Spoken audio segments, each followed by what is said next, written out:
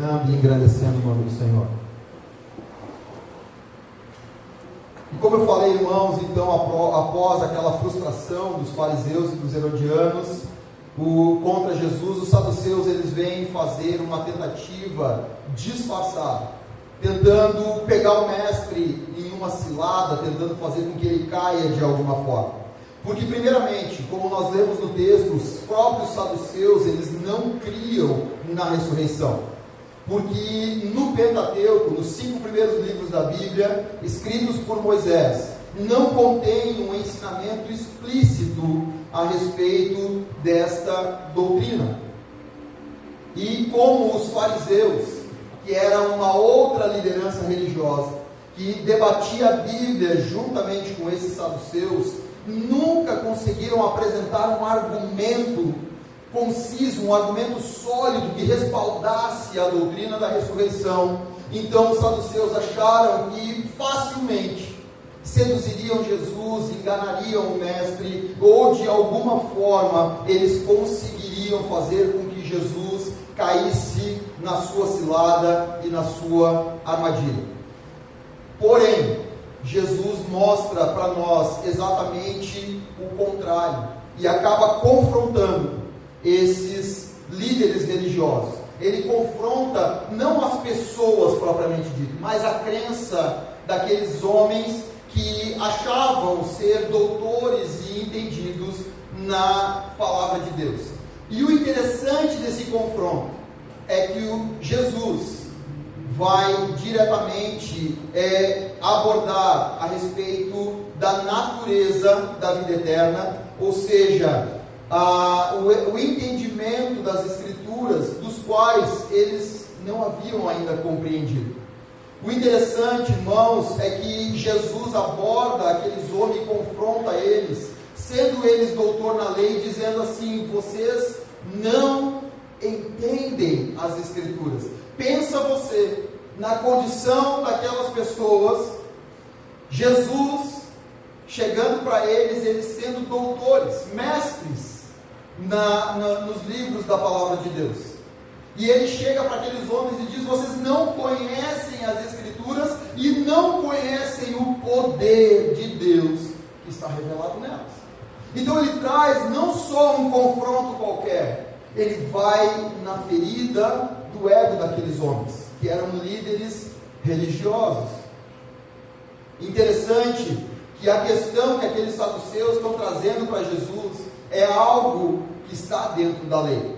Percebam que os líderes religiosos, eles querem confrontar Jesus dentro daquilo que ele, em sua essência, faz parte. A Bíblia diz que ele era o Verbo, ele era a palavra de Deus, ele estava juntamente com Deus e ele era o próprio Deus.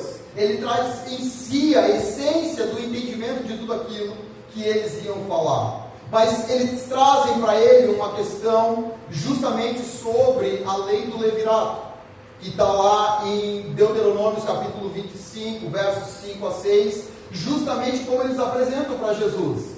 Quando um homem casado com uma mulher, ele não tinha filhos homens, porque é o filho homem que carrega o nome da família, que dá continuidade à descendência daquela família.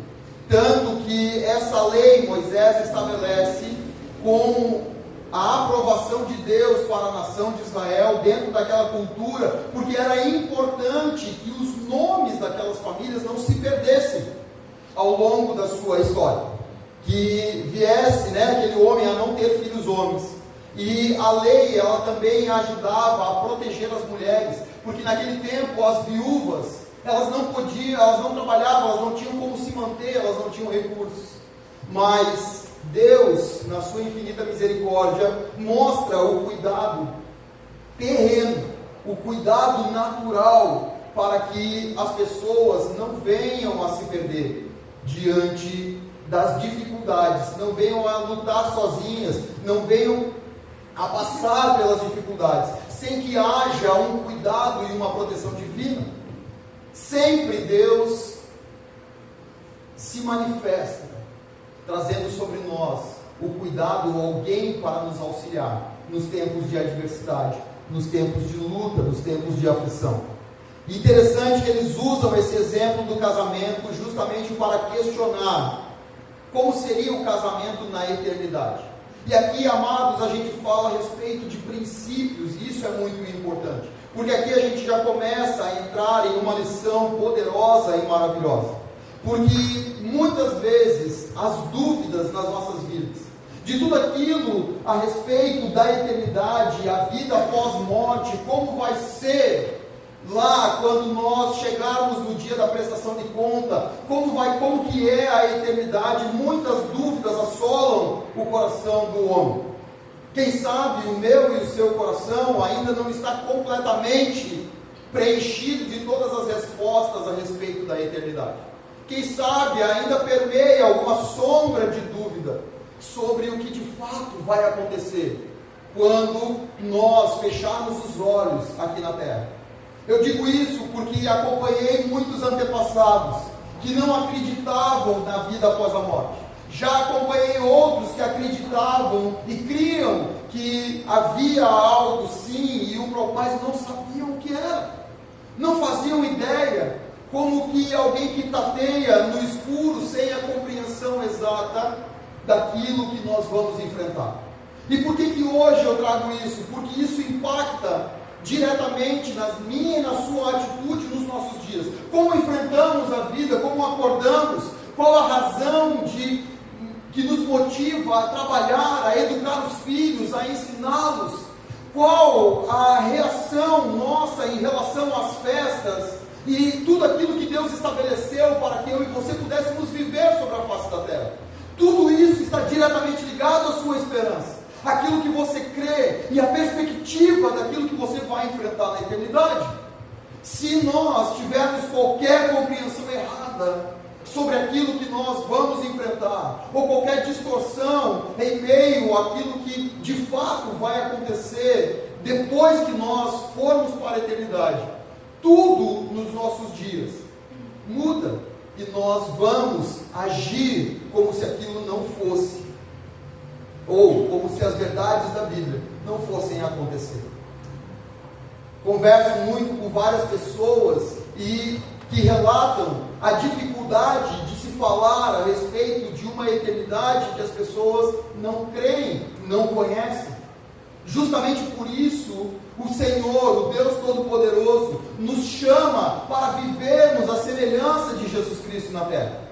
Por isso, Jesus, antes de partir, diz para os seus discípulos, e para mim e para você, porque fica registrado nos livros sagrados, que se nós crermos no Senhor, como diz a sua palavra, obras semelhantes às de Jesus e até maiores do que as dele a gente faria. Com que propósito Deus queria isso? Para que eu e você, pudéssemos trazer uma perspectiva, uma esperança viva para as pessoas que vivem mortas, frias, secas, sem uma esperança viva, e isso impacta no relacionamento das pessoas umas para com as outras, isso impacta na motivação que me faz vir para a igreja. Ou nunca vou experimentar, se eu não tiver uma compreensão real e exata daquilo que me aguarda na eternidade, nunca vou experimentar a mesma motivação que o salmista escreve no seu livro, dizendo: alegrei-me quando me disseram, vamos à casa do Senhor.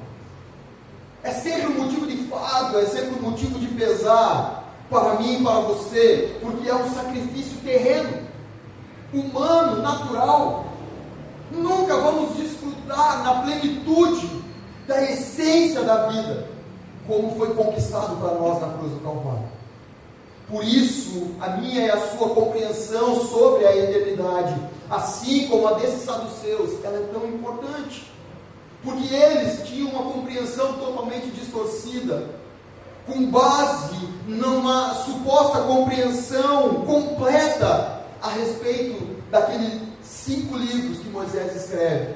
E para eles, aqueles livros eram o mais importante de tudo.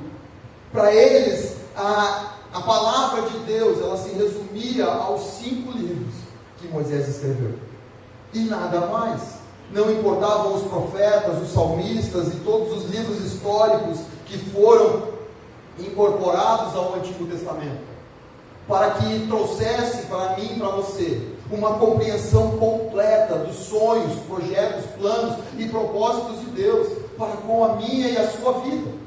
Mas isso, irmãos, é fundamental para que a gente não seja assombrado por essas dúvidas, para que não fôssemos assombrados pela falta de compreensão das Escrituras, para que não pudéssemos falhar ou faltar com aquele que criou todas as coisas e trouxe a plenitude do seu poder, para que eu e você viéssemos a entender sobre o poder de Deus, porque a maneira como você crê nesse poder impacta diretamente na sua forma de viver. O quanto nós cremos e o quanto somos impactados. Aqueles saduceus estavam sendo confrontados justamente pelo seu entendimento das Escrituras e a compreensão a respeito do poder de Deus. E em que ponto eu e você estamos crendo e entendendo aquilo que nos orienta, nos discerne sobre a diferença do eterno e do material. O quanto a minha e a sua perspectiva sobre aquilo que é eterno é real, porque o que é natural aos nossos olhos é momentâneo, é passageiro. É como no Novo Testamento escreveram para as igrejas dizendo, é como o vapor que aparece e daqui a pouco se dissipa. Essa vida, ela é assim. Porque muitas das vezes o entendimento que nós temos se perde por aquilo que nós compreendemos pela nossa experiência terrena e natural. Mas nós não podemos criar doutrinas de Deus com base nas nossas experiências e na nossa compreensão mortal. Porque Isaías, inspirado por Deus, vai escrever para mim e para você dizendo assim: assim como os céus distanciam-se da terra, assim os pensamentos de Deus se distanciam dos meus e dos seus pensamentos. Porque tudo aquilo que Deus traz como primícia, como princípio para reger as nossas vidas, para nortear as nossas vidas, são fundamentais para o bom uso daquilo que o Senhor nos proporcionou como habitação sobre a face da terra, sobre aquilo que o Senhor disponibilizou, as faculdades mentais, emocionais e tudo aquilo que Deus dotou você com uma perfeição gloriosa e poderosa, para que a gente possa expressar, pelo mínimo que seja, essa glória e esse poder maravilhoso de Deus sobre as nossas vidas. E é interessante, irmãos, que o próprio apóstolo Paulo, quando ele entende isso, ele escreve para Timóteo, dizendo em 2 Timóteo, capítulo 3, versos 16 e 17, ele vai dizer que toda a Escritura, ela é inspirada por Deus. Inspirada, ou seja, o Senhor inspira aqueles que escreveram as Escrituras pelo Espírito Santo, para que por meio dela a gente seja corrigido, a gente possa corrigir o curso das nossas vidas, a gente possa ser admoestado e ensinado na justiça, porque você não vai ter nenhum ensinamento de justiça fora das Escrituras. Vivemos tempos em que muitos líderes religiosos saem das Escrituras Sagradas, querendo trazer algo novo para atrair as pessoas e encherem a casa de Deus, por motivações totalmente equivocadas, trazendo como principal objetivo, principal mérito, principal conquista, ou melhor, como principal recompensa. Como principal recompensa, aquilo que é terreno, é meramente carnal, quando na verdade a principal recompensa para mim e para você é poder contemplar a face de Deus para as nossas vidas. Não há recompensa maior. O céu não é a melhor recompensa para o cristão. Não é o céu que vai trazer para nós uma satisfação, uma gratificação. A maior alegria para mim e para você é poder entrar na eternidade e ver a face de Deus. Essa é a maior recompensa, essa é a melhor recompensa para nós. Por isso Paulo vai trazer para nós que esse propósito da palavra de Deus, de nos admoestar, de nos ensinar, de trazer para nós essa compreensão, esse propósito é para nos aperfeiçoar. Então toda vez que eu me distancio da palavra, eu não consigo me aperfeiçoar e viver a plenitude do propósito pelo qual fui criado. Eu não consigo ter a perspectiva correta sobre um tempo de adoração, como me portar dentro de uma igreja, como entregar para Deus a verdadeira adoração. Como que está a minha perspectiva e o meu entendimento a respeito dessas escrituras? Porque a palavra, ela nos aperfeiçoa para que eu e você sejamos perfeitos para andar em boas obras. A Bíblia diz que Deus preparou antes da fundação do mundo. Ele preparou as boas obras para que eu e você caminhássemos por elas. Quando fôssemos aperfeiçoados pela palavra, e é isso que Paulo está explicando para Timóteo. Quando você for aperfeiçoado por essas instruções que são inspiradas por Deus, você vai caminhar em toda boa obra. Você vai realizar as boas obras e tudo aquilo que Deus preparou para você caminhar. Assim como Jesus, nós precisamos também estar prontos para responder a todas as dúvidas. É óbvio que os saduceus tinham uma dúvida, porque eles não criam na ressurreição. Mas eles não usaram essa dúvida para chegar para Jesus e comunicá-lo de que eles queriam uma explicação real a respeito daquilo. Eles, na verdade, foram até Jesus porque acreditavam que o entendimento deles era real em relação à ressurreição e queriam armar contra Jesus, pegá-lo numa armadilha de jogo de palavras. Por isso, a Bíblia diz que eu e você precisamos estar prontos, porque são inúmeras as religiões que trazem um conceito e um entendimento distorcido sobre a Páscoa.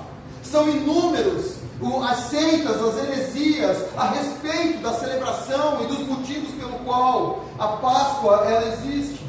Mas o que nós não podemos esquecer é que a Bíblia Sagrada nos dá a real compreensão pelo qual a Páscoa foi criada, porque foi o próprio Deus quem cria essa celebração para que o seu povo celebrasse a passagem da sua escravidão para a liberdade. E não é diferente nos nossos dias, porque Deus fez e deixou estabelecida essa data, para que hoje eu e você pudéssemos entender o verdadeiro significado da celebração dessa data, as motivações, o porquê de tudo isso, como que eu preciso celebrar, como que eu vou fazer isso, de que maneira. E quando nós nos achegamos às Escrituras, nós podemos perceber que nos nossos dias nós vivemos rodeados de ensinamentos fundamentados em imagens e experiências de uma vida presente, porque as pessoas não conseguem trazer para nós uma compreensão daquilo que é espiritual. Por quê? Porque tudo que é espiritual se discerne de forma espiritual. E é interessante que Jesus, quando conversa com um mestre da lei, um fariseu conhecido, ele vai conversar com Nicodemos, e Nicodemos na verdade procura Jesus à noite, sem que ninguém o visse, para buscar um ensinamento.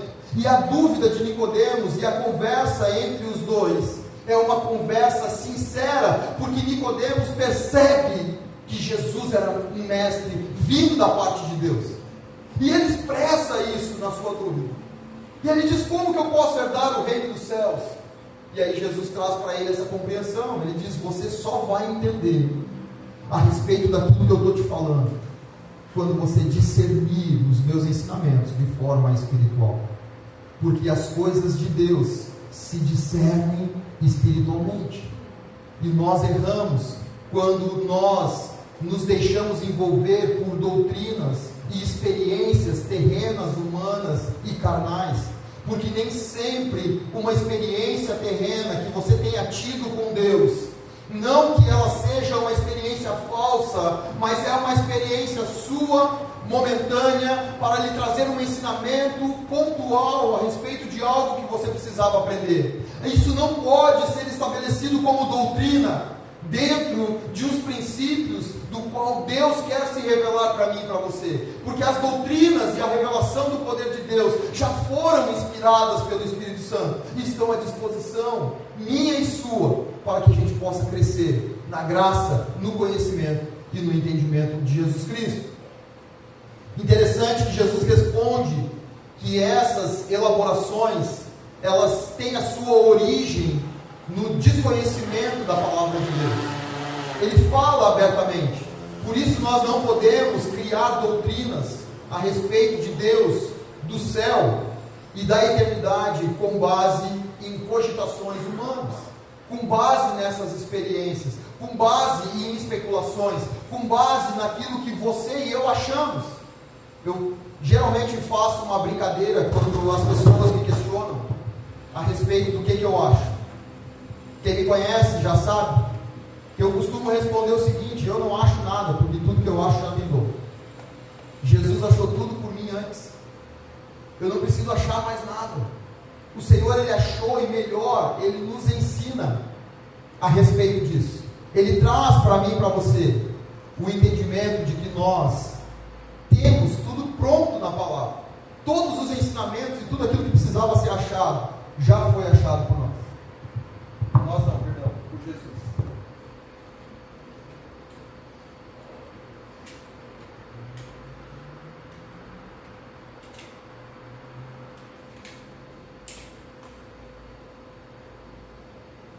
Por glória. Só. Quase um pit stop de Fórmula 1.